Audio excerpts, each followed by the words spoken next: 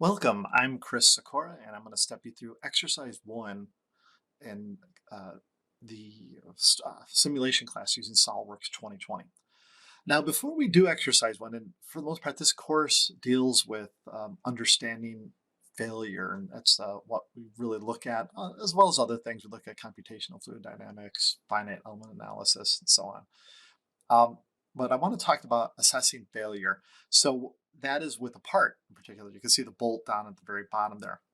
Now, what we have there, if you were to take a bolt and you were to start bending it, and sometimes you'll see a little bit of a bend in there, and if you let it go, and if it springs back, you've basically maintained the elastic limit, or you've stayed within that range. Now, when you bend it and it stays bent, you've passed yield and you've entered the plastic range, what it's called. Okay, so this is a stress strain diagram, by the way, a very simplified one, just to give you the idea here of what's going on. Um, if you're really interested in this type of a thing, where you want to look at all the equations, take an engineering 101 course, statics and or dynamics class too. This course, just so you know, deals with just putting in the variables inside SolidWorks and maybe editing or building a simple part here and there.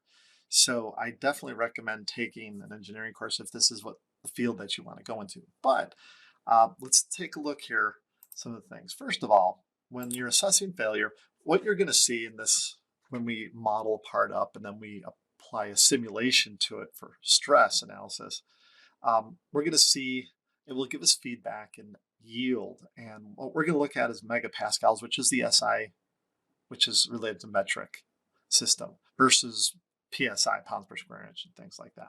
You could convert them though if you wanted. All right, so first of all, when we look at megapascals as a measurement, we're talking about human bone, and I throw in the human bone first just because everyone, or a lot of people, have broken a bone before. Not everyone, but a lot of us. And it's usually from a fall, and it hurts. But it took quite a bit of force to be applied to break that. And so human bone has a yield of 130. Now, yield doesn't necessarily mean broken. It could mean just bent. Like for a child, that's why they call it like a green stick fracture, because it actually just bends. But in the case of like when we're working on parts, we use the term failure more just to describe it, because once like a bolt is bent, it's no good really to us. Okay, so on the right there, you can see where it's actually broken and ruptures, and that's over here usually. Okay, that's the max that would stand. All right, now let's compare that to something really soft like aluminum, 1060 aluminum. It's not even what you find in aluminum cans. It's so soft. It's one of the most basic versions of aluminum. And it's about 32 megapascals. And you've all taken aluminum, and it's very pliable and bendable. Now let's look at a couple of these others though. Like steel could be transformed from 200 to 700. Oh, by the way, so can aluminum through metal processing. Uh, Depending upon how it's worked, it could actually go up as high as 700 with additives to it, like rare earths and things like that. So it could get really strong. And you'll see that in aircraft and things like that in aerospace industries. But anyway, steel can be between 200 and 700. Again, depending upon the alloy or what's added to it and the treatment that it's undergone. Now, titanium starts at about 900 as it becomes, as it turns into an alloy, i.e. you're adding things to it. It could go higher. It could go like 1500 in some cases. But essentially, we're looking at about 900 at the start point as a general. Well, okay. Um, Kevlar. Most of you are familiar with Kevlar as they have it in body armor. So like a bulletproof vest. Very strong stuff. About 2,500. You could get some as high as 3,500, depending upon the manufacturer. And again, the recipe makes a difference. And then carbon fiber, that too, recipe makes a difference. But you'll see that made like carbon fiber hoods. They're really lightweight. And part of that is because they don't have to make it so thick to make it strong. It's very strong at 5,000. Well, for the longest time, that was about it as far as material strength went well into the beginning of the 21st century. So within the past 10 to 15 years, though, they've gotten into nanotechnology. Now, nanotechnology is taking um, basically molecules of elements and things and weaving them together. We have like little tiny, you might say, 3D printers that are able to weave these uh, selected materials together. Like, for example, they can make now, instead of Kevlar for body armor is very heavy, it's pretty thick. But now with nanotechnology materials, if you've been reading some of these things, they've taken and they interleave boron molecules with carbon, and they're able to make a very thin, lightweight armor. So pretty amazing stuff. And let's look at some of those megapascals now. We've literally reached the area of science fiction almost, but it's real now. So carbon nanotubes, they're about 55,000 megapascals, okay, from what I've read. And then graphene use, we're seeing about 65,000 megapascals.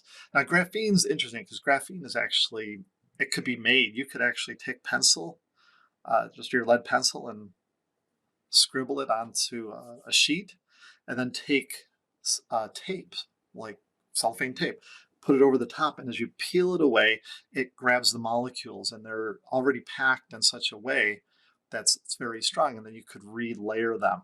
Now that's a very basic idea, but in manufacturing terms, they're able to make things very strong. But what I've read recently with graphene is even though that shows it that strong, they found when they're trying to manufacture it in larger pieces, that the megapascals, the yield goes down significantly. So it's not as strong in larger chunks. So that's something I think that science is going to figure out, and we'll have it very strong one day, I hope, at least. But it's amazing what the strength of these new materials are just within the past decade or so. All right.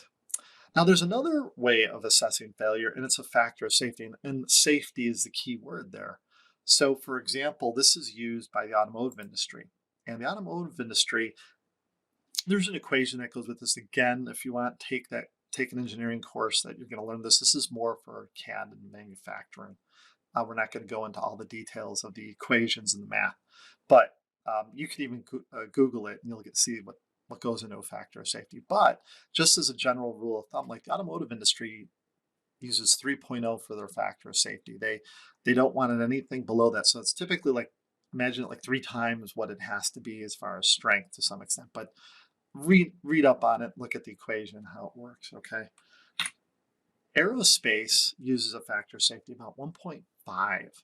Now, the reason for that is because you want it a bit, you might say, over-engineered for the point of yield or whatever you're calculating.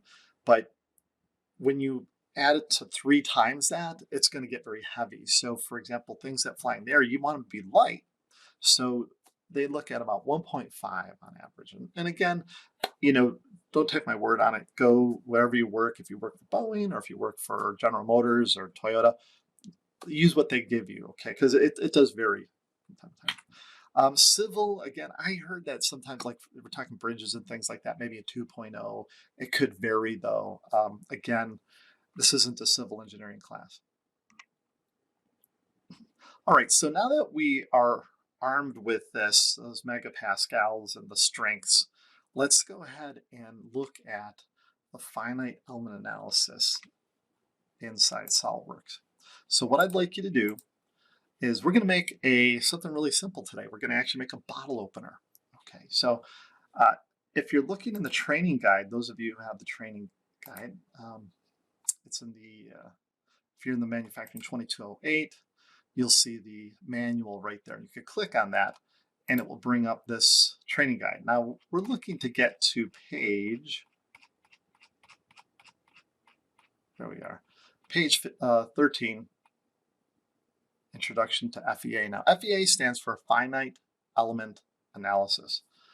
And with finite element analysis, essentially you're breaking down whatever model that you make into a collection of polygons. In the case of SolidWorks, that's generally triangles. Some other systems out there actually can, put 4 points on it.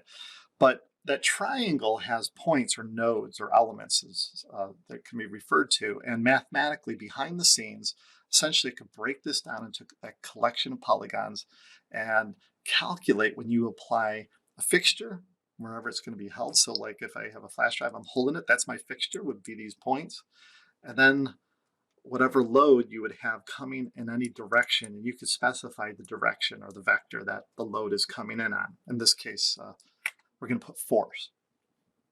All right, so we see here it's just going to be about a ½ inch high and 2 inches across, and I'm going to give you some ability to tinker with it.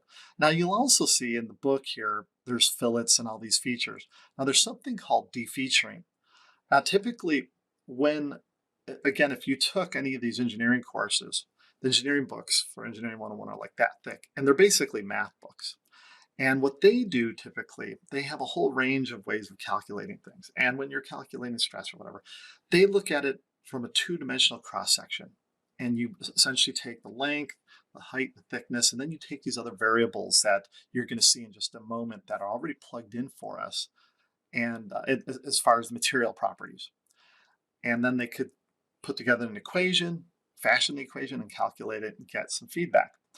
The software is much more detailed, but when you leave all these features in, you have a tendency to get such detail that it almost looks like it doesn't coincide well with your hand calculations, because typically when you're doing this for real world, you want hand calculations to accompany the finite element analysis. Okay, so especially if there's liability involved and things like that.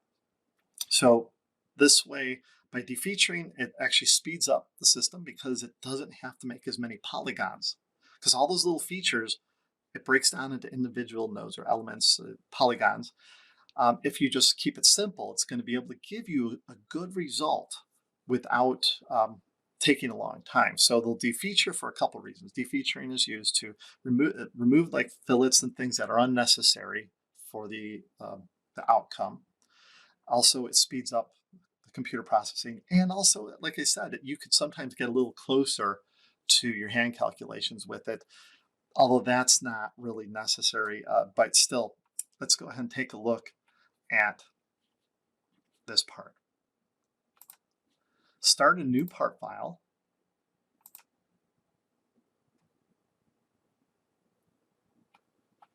Select the front plane from the feature tree over here. Now, I'm assuming, because this is an advanced class for our manufacturing as well as CAD, assuming most of you know how to use SolidWorks, but if you don't, first of all, here you can select the material. So let's right-click on material there. Now you'll see there's some very simple materials. Like, in fact, look at that, there's 1060 alloy. Let's go ahead and we'll make this out of 1060 alloy. That's an aluminum alloy. It's very basic, very soft. Remember, we saw around 32. It could be like 32, 34. It could vary sometimes. But let's also right-click on that and let's go to configure material. I'm sorry, cancel. We will actually, let's remove it. Okay, for a second. What I want to do is right-click and go to configure material. Oops, all right.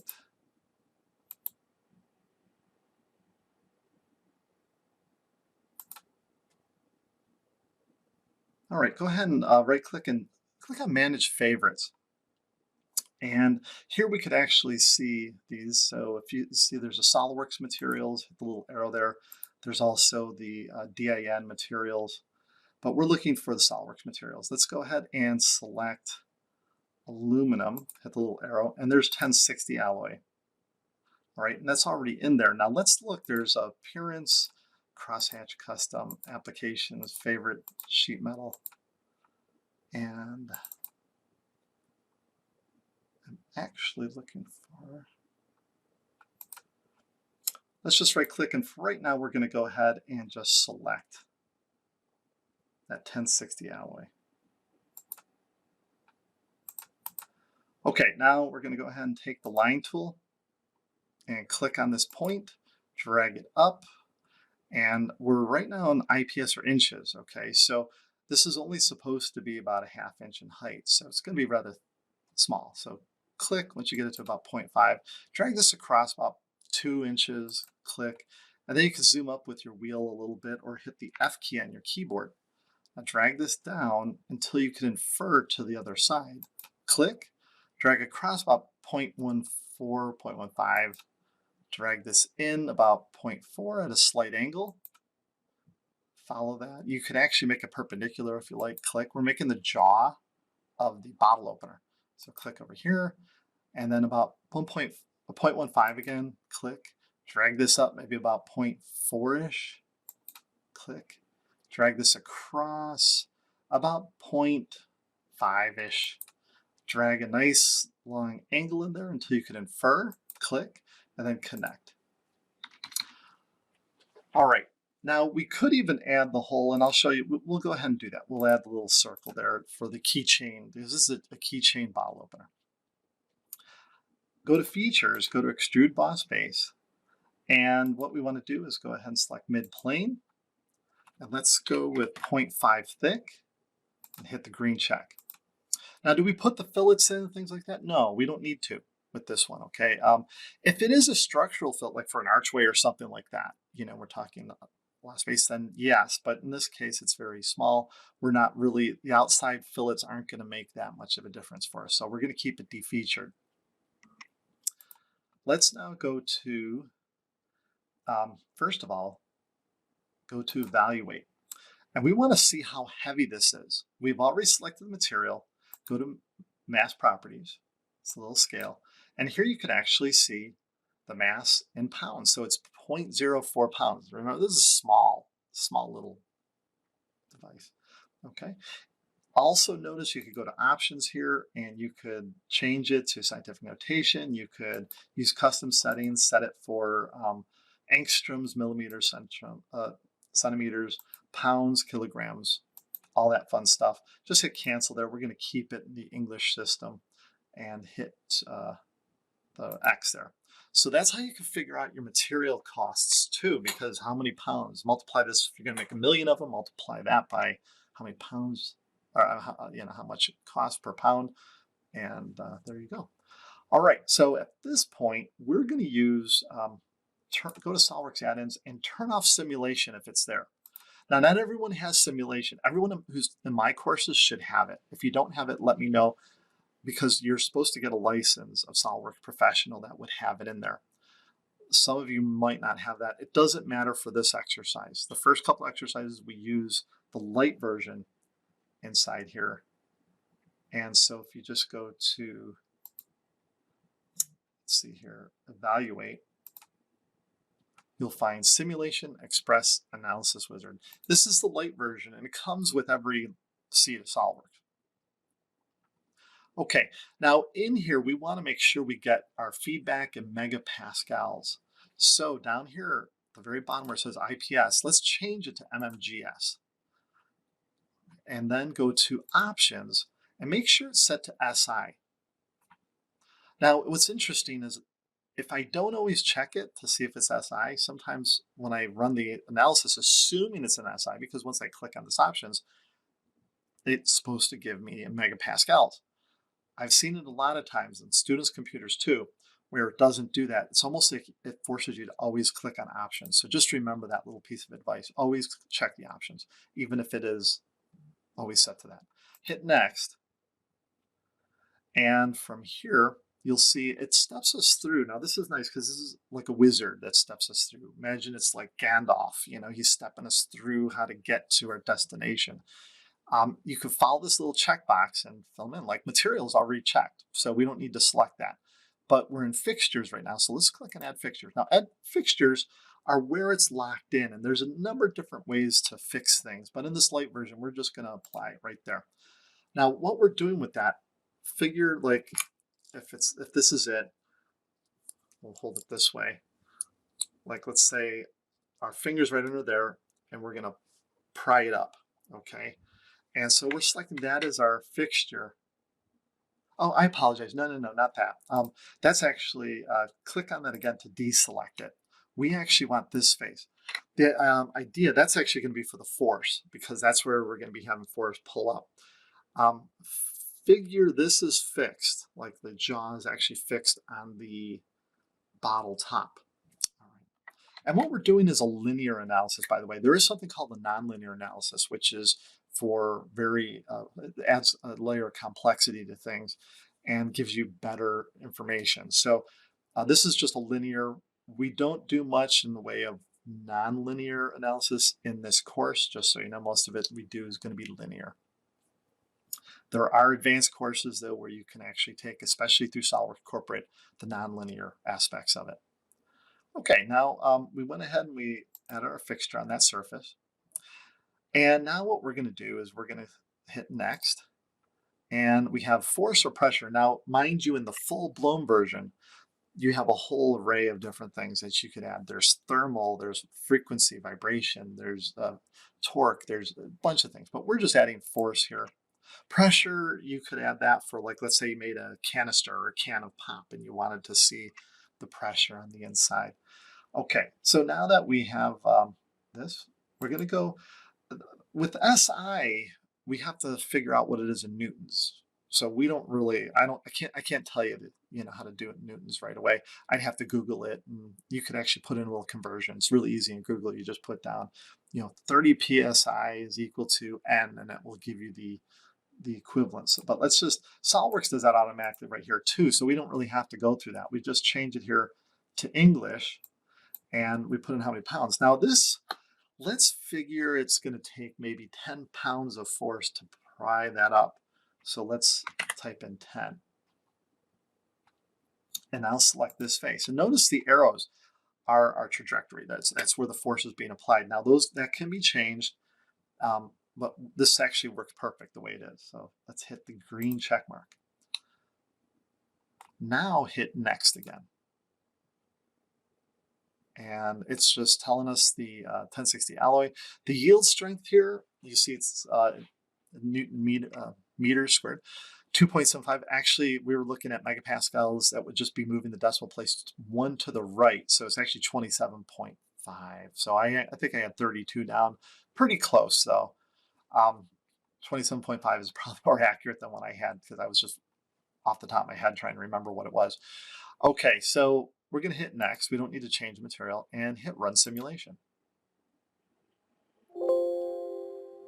Okay, now this is an exaggeration, just so you know. It's showing you, because most likely the travel or the movement is very subtle and you almost can't see it in many cases. So never take it for granted. There is a way inside the options of the full-blown version to actually turn off the exaggeration if you want to. But the exaggeration is there so you can actually see how it's being transformed. It might be actually twisting, or you might see some behaviors that you didn't expect. So it's kind of a nice thing that they do there. But let's hit, does the part deform as you expected? Yes, continue. Now, so we can see this a little bit better, I would recommend going to apply scene and go to plain white. It just brightens it up a little bit better. Now here you can see the very first thing it does is FOS, factor of safety. We talked about that. Let's say this was a part to be used in automotive. Do you remember what it was? What factor of safety we want to add? Let's go add and add 3. Okay, if it were aerospace, 1.5. All right, so let's go ahead and hit enter. And now you could see, actually, before you really didn't see much red, but now you can start seeing red.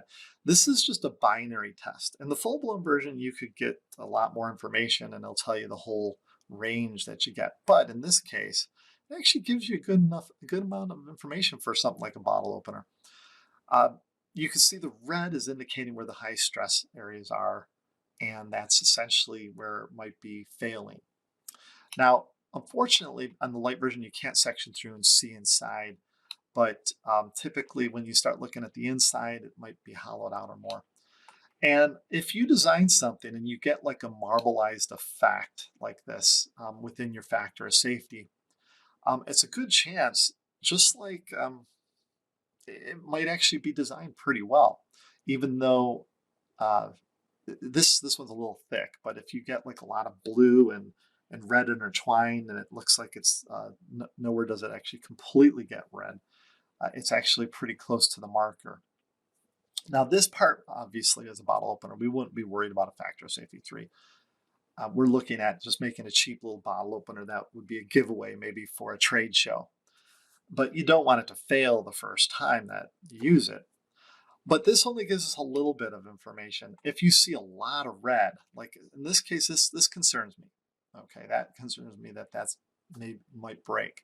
But if it were a little bit less red, like if we went to a factor of safety of 2, if that was our range, oh yeah, that we're in good shape. We're just seeing surface areas that are seeing stresses that are beyond what we're looking at. But let's go ahead and set it to 3. Okay, let's hit enter, or actually hit the show von Mises stress. Now von Mises gives you a much more detailed picture. And von Mises is a little bit more difficult to ascertain what's going on. You have to be trained to understand this. And that's why I showed you that first slide in the PowerPoint, is so that you could look at this. Now here we have, it says down here the yield strength, see it's in scientific notation, it's 27.5 megapascals essentially. You can see up here it says MPa. And by the way, when you send me anything, always make sure it's in megapascals, because that's what I go off of. All right, or else I'll send it back to you the first couple times, and then I just will mark it off as wrong later. But here you can see with the little red arrow where it is on the range chart. This is the range that we're experiencing over the entire part as far as stress. And it's way up here, okay? That's where something bends and it doesn't bend back. So any color that's above that, like see the orange and the red, if we see any orange or red, those areas are hitting plastic deformation, i.e. they're bending and they're not bending back. But look at this. It's only a little tiny segment there, okay? So you have to really try and work with this and understand and interpret it properly, okay? Because a little bit of red doesn't necessarily mean bad. Sometimes your arrow will be like off the chart, like it's way up here, and it might be up there because your part's nowhere near range of breaking. And in that case, it might actually be over-engineered. And you could reduce the material or the thicknesses. Or there's actually an AI built into here that will help you with that. We don't use it. It's the optimization. You see it's optimized right there. I don't have you use it in my classes because I want you to figure it out inside the class. I don't want the computer to. Also, as a story about that, I was talking to an engineer from an aerospace company. They're working on a spacecraft, actually. And one of the hatches that was being designed, some of the design work was from a PhD student. And that PhD student was sending in these like mounting brackets and such that were just like almost non-manufacturable. Like they couldn't even make them. They were so complex. And he was like, well, they checked out, I ran it through the AI or the optimize and the software, and this is what it gave me. Just be aware, we call it AI these days, but it's really, they used to call it expert systems because basically it's not going to know how to manufacture the part. It's not that smart yet, as far as I know. It will give you advices where you could thin things out or thicken them and transform them to where they pass the test or these stress analyses, but there was no decent design there. So he had to go and take those back to the drawing board and work with other engineers that were more experienced to actually get those to work properly. So just be aware, over-reliance of Optimize can be troublesome. Don't over rely on it, especially in my class just yet, but eventually you should try it and use it because it is actually an outstanding tool. It's just that you can't just expect it to do everything. It's not going to make it manufacturable necessarily. Okay, so let's take a look at now how much did it move. Like I told you that when we see it bend, that's actually an exaggeration. So hit show displacement. In show displacement here, we're in metric. And this is actually in decimal places. So it's -0.02. So it'd be 2 decimal places over. So it's not even bending much, 0.008 millimeters. And so essentially very, very minuscule amounts there, okay? So just be aware with that. It's you're not going to get it to bend a whole lot, if I'm reading that correctly. Okay, so anyhow, so we have seen how to actually run this part in there. We see how we could read it. And now that's is pretty much it. Now, what I'd like you to do, the way I'd like you to send these to me. Now, this does enable you to output a report. I don't want the report. It's just too much data for me. What I'd like you to do is use either Microsoft Word, or you could actually use LibreOffice. That's free. Okay, I'm going to go to Microsoft Word here and see I've got it right here. I'm going to take a snapshot of this. So I'm going to rotate this and make sure it's right next to that. I'm going to do an Alt print screen. And I want you to put your name on here. And then put down E1 FEA for finite element analysis. And just hit Control V. Oops, wrong thing. Click on this and hit Alt Print Screen. Now that ensures, because some of you have dual screens at home, possibly, maybe 4. I don't want to get all your other screens. We just want this screen. So we click here, and Alt just focuses on that one screen, and then we hit Print Screen on the keyboard with it. And now we could go back to the Word document and Control V as in Victor. And there it is. Okay. This is what I'd like you to send to me. And this will be the beginning of your portfolio. And if you want, you could even trim off this. I'm thinking you could leave it in though, because it shows that the work that you've done. It's nice for a portfolio to see this. And if you want, you could even put down more detail. Part of this class is making a portfolio, remember. Actually, it's called portfolio. And these are projects that you can show off along with models that you build and put together at the end, a portfolio that in PDF format. You could send it with a resume for a job. And I'll tell you right now, being a person who's hired over the years, I used to be the coordinator for the engineering, CAD, as well as manufacturing and robotics department. And essentially, I would see resumes all the time. But I'll tell you what, if I saw, because I'd hire new people, if I saw a portfolio with it and I could look and see what they've done and what they're capable of doing, they'd go at the top of my list immediately. So this portfolio is like gold. It's worth more than the grade in this class, basically, because you can get a job with this. All right, now, so you could do this and use the same one. Just put an E2 for the next one, and that one is going to be a paperclip. Okay, and we'll just leave that, save that, and I'm just going to save it on my desktop here.